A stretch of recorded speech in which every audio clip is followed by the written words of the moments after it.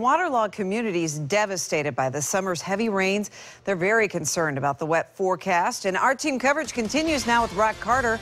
He is live in Lutz, and boy, I can only imagine what the folks up there are thinking. Not again, right?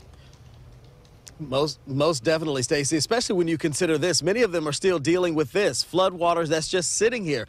But they believe they know why this is still just sitting here.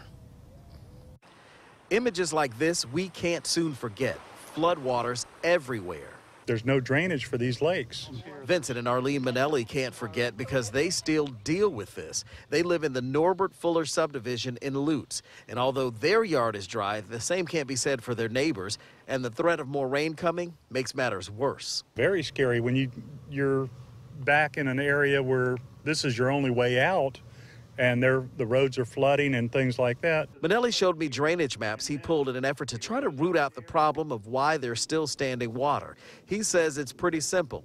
Drainage. Smaller lakes drain into bigger ones. But clearly, he says, the drainage plan in his watershed is not working.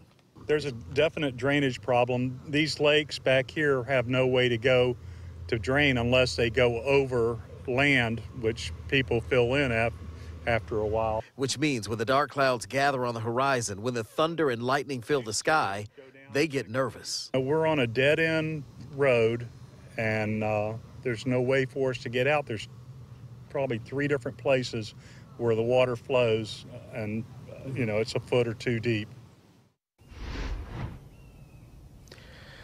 And so I checked with the county late this afternoon, and they got back to me and told me that they, in fact, did receive a notice about the problems out here from one of the county commissioners. It's the same county commissioner that the folks I interviewed spoke with as well. And they said they got that notice about 2 o'clock this afternoon, so it's definitely on their list of places to come check out. They're going to try to figure out what's causing this water to back up in this neighborhood. And, of course, 8 on your side will continue to ask questions of the county as well, and we'll try to get an answer for these folks, too. Stacey? Feel sorry for them. All right. Thank you, Rod Carter, live in Lutz. Yeah.